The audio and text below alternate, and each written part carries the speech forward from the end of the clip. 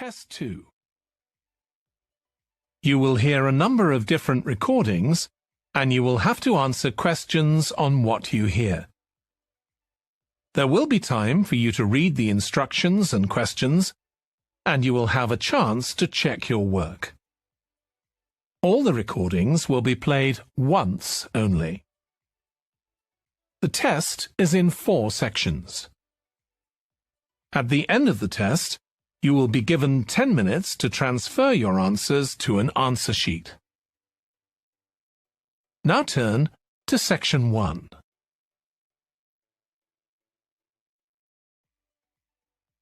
Section 1. You will hear a woman phoning the secretary of a cycling club to find out about becoming a member. First, you have some time to look at questions 1 to 6.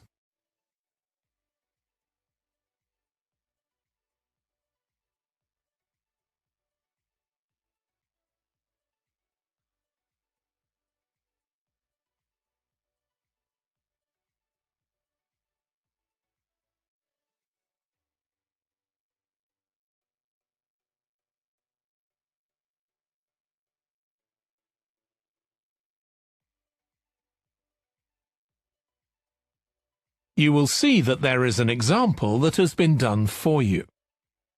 On this occasion only, the conversation relating to this will be played first.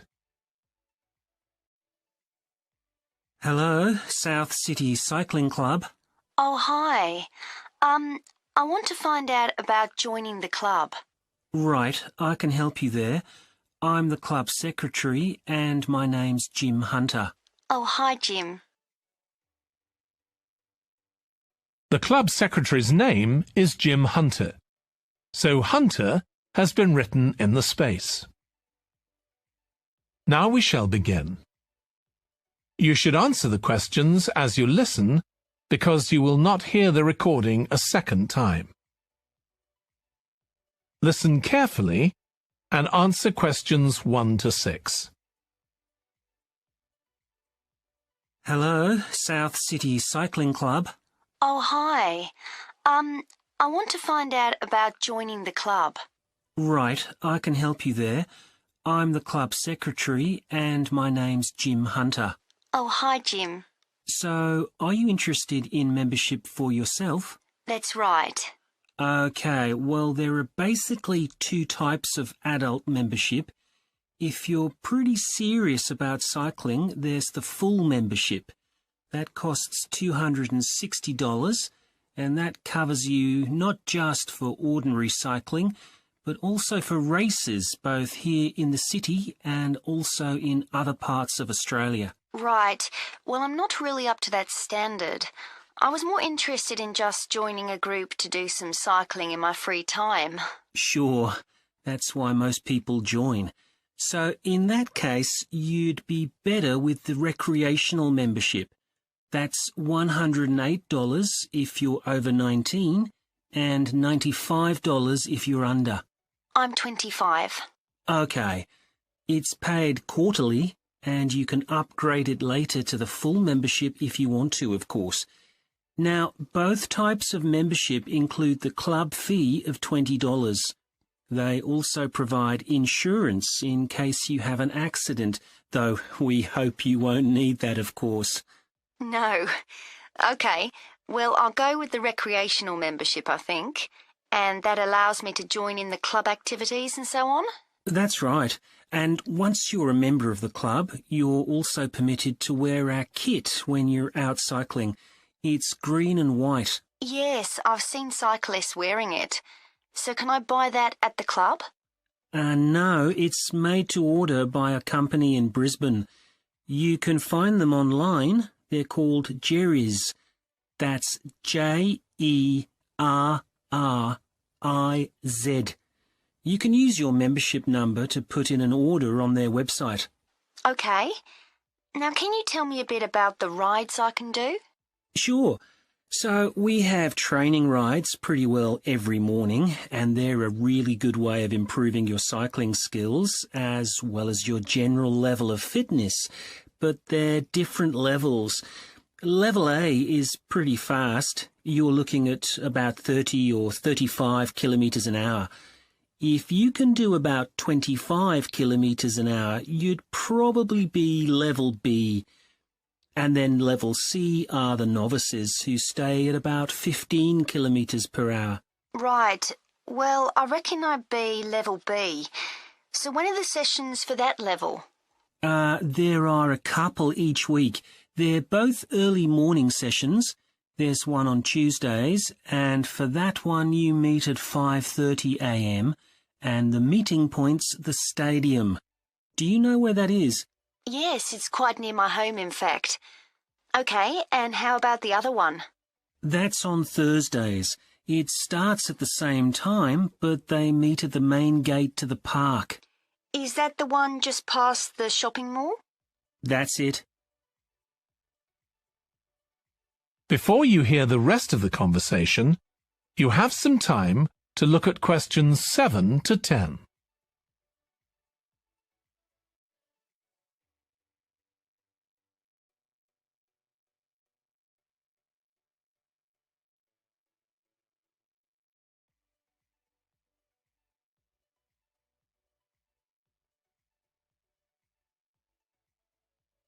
Now listen and answer questions 7 to 10.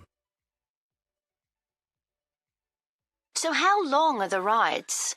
They're about an hour and a half, so if you have a job, it's easy to fit in before you go to work. And the members often go somewhere for coffee afterwards, so it's quite a social event. Okay, that sounds good. I've only just moved to the city, so I don't actually know many people yet. Well, it's a great way to meet people. And does each ride have a leader? Sometimes, but not always. But you don't really need one. The group members on the ride support one another anyway. How would we know where to go? If you check the club website, you'll see that the route for each ride is clearly marked. So you can just print that out and take it along with you. It's similar from one week to another, but it's not always exactly the same. And what do I need to bring? Well, bring a bottle of water and your phone. You shouldn't use it while you're cycling, but have it with you. Right. And in winter, it's well before sunrise when we set out, so you need to make sure your bike's got lights. That's okay. Well, thanks, Jim. I'd definitely like to join. So what's the best way of going about it? You can... That is the end of section 1. You now have half a minute to check your answers.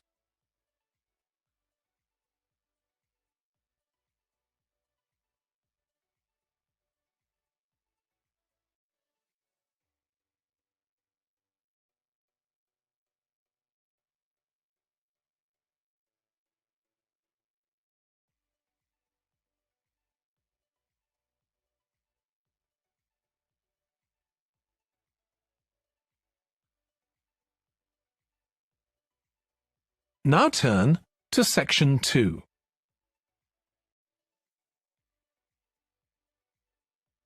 Section 2. You will hear a manager in a company talking to employees about volunteering for charity work.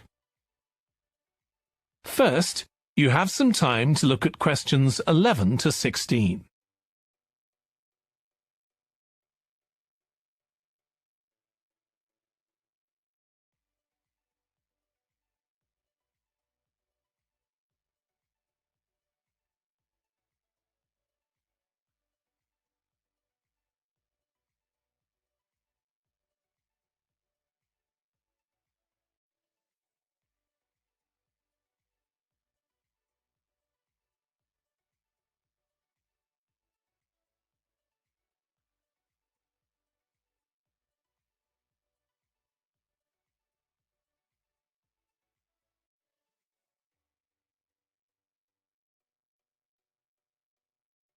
Now listen carefully and answer questions 11 to 16.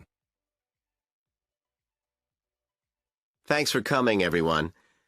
Okay, so this meeting is for new staff and staff who haven't been involved with our volunteering projects yet.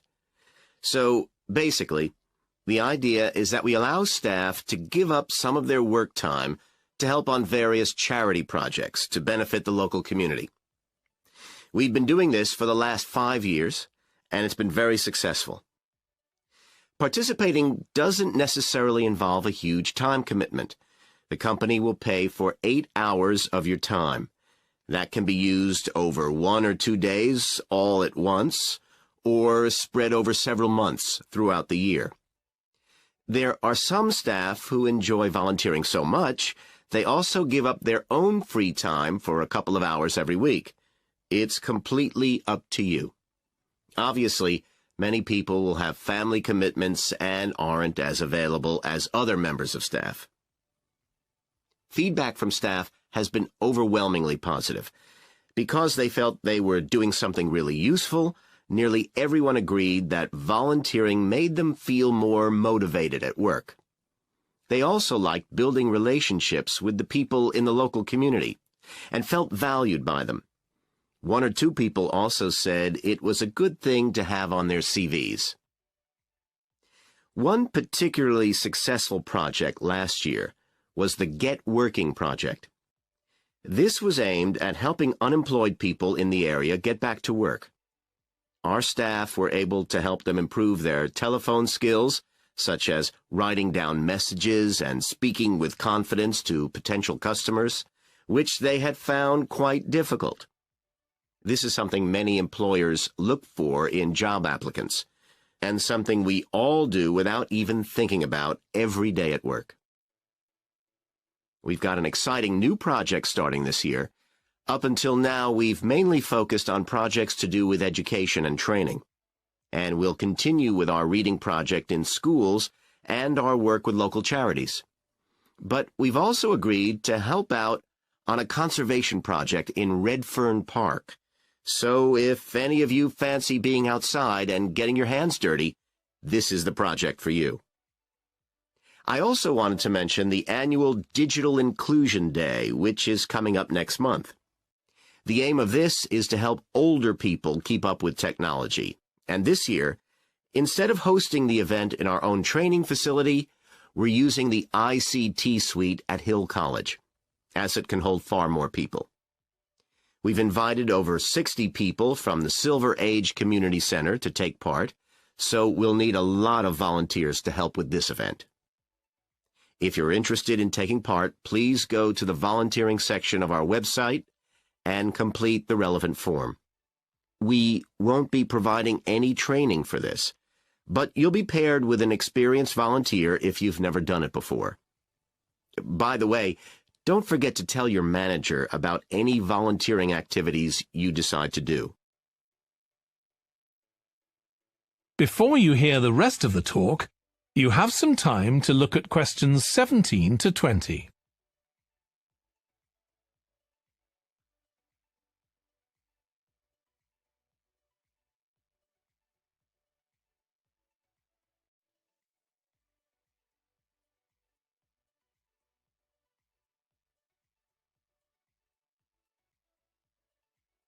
Now listen and answer questions 17 to 20.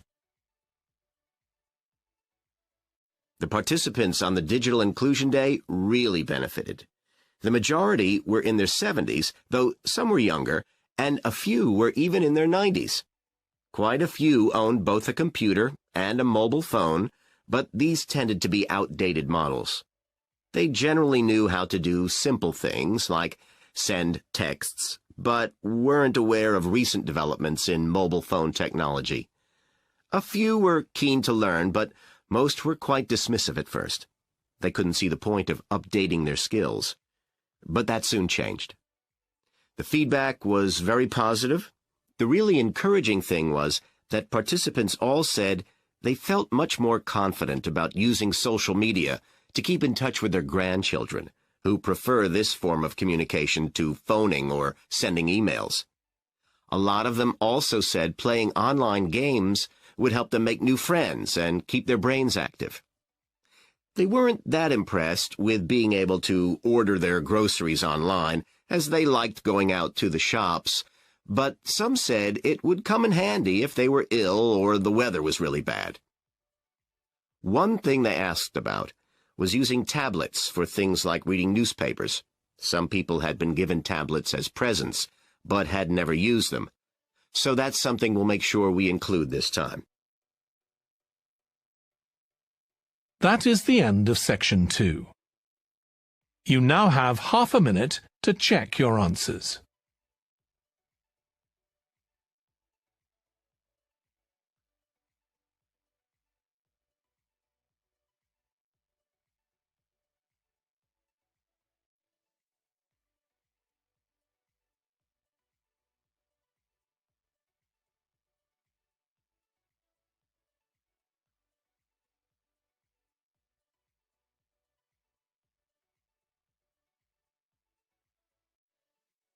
Now turn to Section 3.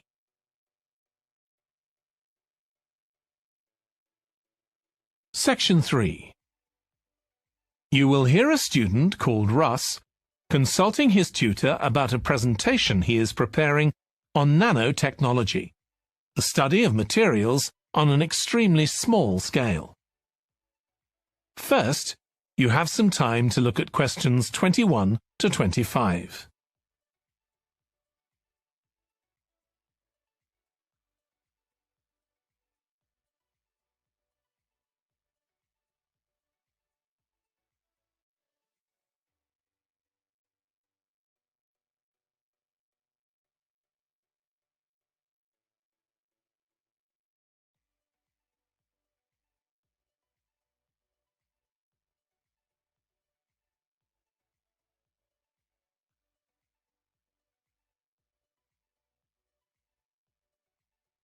Now listen carefully and answer questions 21 to 25. Come in, Russ. Thank you. Now, you wanted to consult me about your class presentation on nanotechnology. You were due to give it next week, aren't you? That's right, and I'm really struggling. I chose the topic because I didn't know much about it and wanted to learn more, but now I've read so much about it, in a way there's too much to say. I could talk for much longer than the 20 minutes I've been allocated. Should I assume the other students don't know much and give them a kind of general introduction, or should I try and make them share my fascination with a particular aspect? You could do either, but you'll need to have it clear in your own mind. Then I think I'll give an overview. OK. Now, one way of approaching this is to work through developments in chronological order. Uh-huh. On the other hand, you could talk about the numerous ways that nanotechnology is being applied. You mean things like thin films on camera displays to make them water repellent and additives to make motorcycle helmets stronger and lighter? Exactly. Or another way would be to focus on its impact in one particular area, say medicine or space exploration. That would make it easier to focus. Perhaps I should do that. I think that would be a good idea. Right. How important is it to include slides in the presentation? They aren't essential by any means, and there's a danger of tailoring what you say to fit whatever slides you can find. While it can be good to include slides, you could end up spending too long looking for suitable ones. You might find it better to leave them out. I see. Another thing I was wondering about was how to start. I know presentations often begin with, first I'm going to talk about this, and then I'll talk about that. But I thought about asking the audience what they know about nanotechnology. That would be fine if you had an hour or two for the presentation, but you might find that you can't do anything with the answers you get, and it simply eats into the short time that's available. So maybe I should mention a particular way that nanotechnology is used to focus people's attention. That sounds sensible. What do you think I should do next? I really have to plan the presentation today and tomorrow. Well, initially, I think you should ignore all the notes you've made, take a small piece of paper and write a single short sentence that ties together the whole presentation. It can be something as simple as, nanotechnology is already improving our lives. Then start planning the content around that. You can always modify that sentence later if you need to. OK. Before you hear the rest of the discussion, you have some time to look at questions 26 to 30.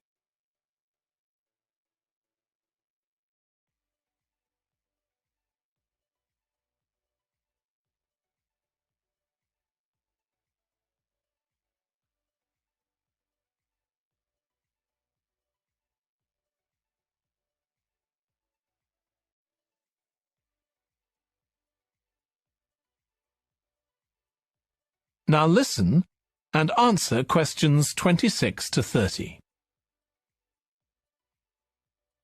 OK, now let's think about actually giving the presentation. You've only given one before, if I remember correctly, about an experiment you'd been involved in. That's right. It was pretty rubbish. Let's say it was better in some respects than in others. With regard to the structure, I felt that you ended rather abruptly, without rounding it off. Be careful not to do that in next week's presentation. OK. And you made very little eye contact with the audience because you were looking down at your notes most of the time. You need to be looking at the audience and only occasionally glancing at your notes. Your body language was a little odd. Every time you showed a slide, you turned your back on the audience so you could look at it. You should have been looking at your laptop. And you kept scratching your head, so I found myself wondering when you were next going to do that, instead of listening to what you were saying. Oh dear. What did you think of the language? I knew that not everyone was familiar with the subject, so I tried to make it as simple as I could. Yes, that came across. You used a few words that are specific to the field, but you always explained what they meant, so the audience wouldn't have had any difficulty understanding. Uh-huh. I must say, the handouts you prepared were well thought out. They were a good summary of your presentation, which people would have been able to refer to later on. So well done on that. Thank you. Well, I hope that helps you with next week's presentation. Yes, it will. Thanks a lot. I'll look forward to seeing a big improvement then. That is the end of section 3. You now have half a minute to check your answers.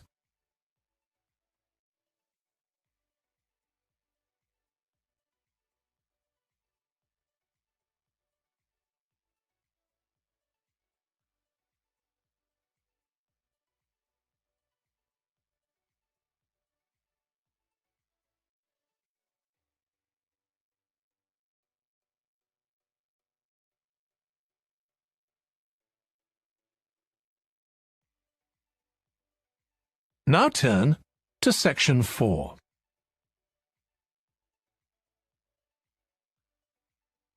Section 4.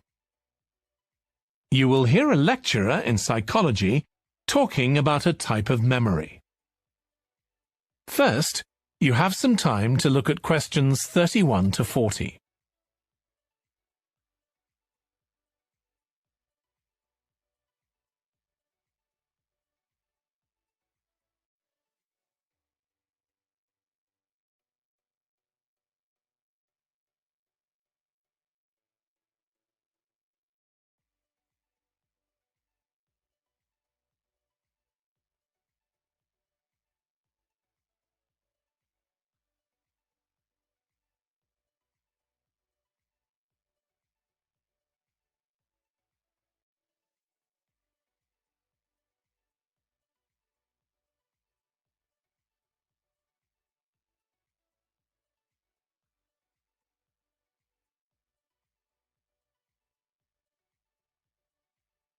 Now listen carefully and answer questions 31 to 40. Today, we'll be continuing the series of lectures on memory by focusing on what is called episodic memory and what can happen if this is not working properly. Episodic memory refers to the memory of an event or episode. Episodic memories allow us to mentally travel back in time to an event from the past. Episodic memories include various details about these events. For example, when an event happened and other information such as the location. To help understand this concept, try to remember the last time you ate dinner at a restaurant. The ability to remember where you ate, who you were with, and the items you ordered are all features of an episodic memory. Episodic memory is distinct from another type of memory called semantic memory. This is the type of factual memory that we have in common with everyone else. That is your general knowledge of the world.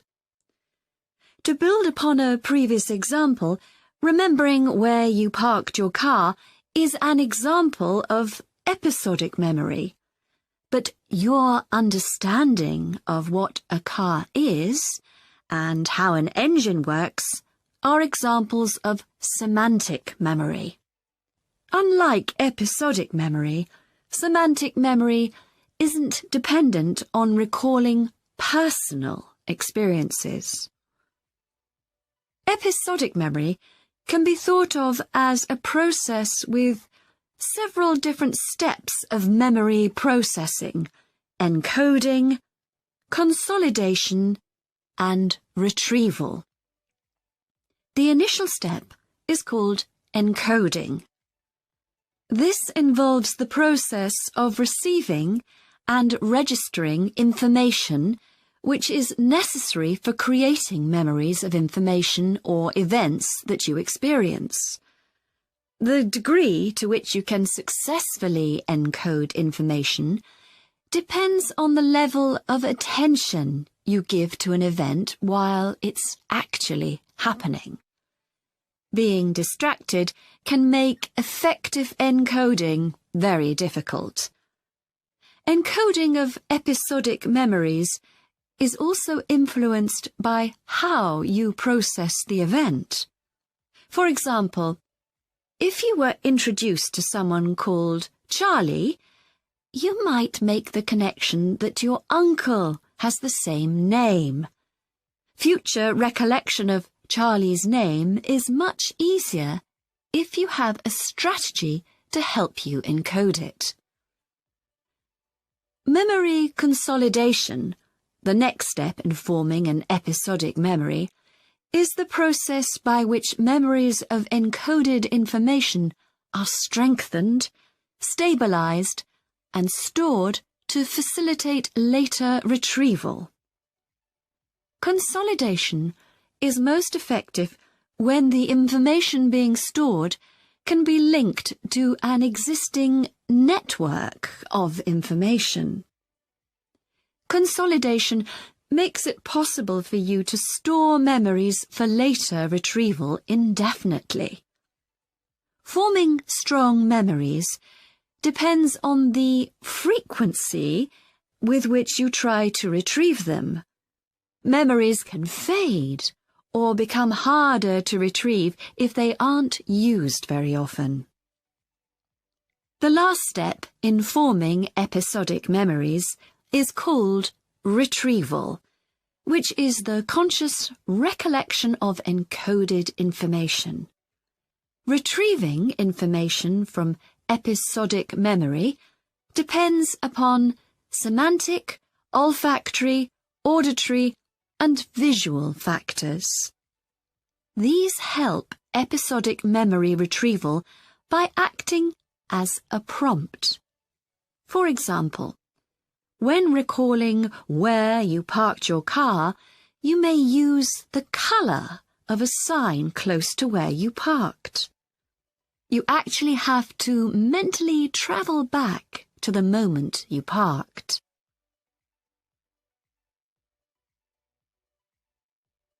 There are a wide range of neurological diseases and conditions that can affect episodic memory. These range from Alzheimer's to schizophrenia to autism. An impairment of episodic memory can have a profound effect on individuals' lives. For example, the symptoms of schizophrenia can be reasonably well controlled by medication. However, patients' episodic memory may still be impaired, and so they are often unable to return to university or work. Recent studies have shown that computer-assisted games designed to keep the brain active can help improve their episodic memory. Episodic memories can help people connect with others, for instance by sharing intimate details about their past, something individuals with autism often have problems with. This may be caused by an absence of a sense of self. This is essential for the storage of episodic memory and has been found to be impaired in children with autism. Research has shown that treatments that improve memory may also have a positive impact on children's social development. One study looked at That is the end of section 4. You now have half a minute to check your answers.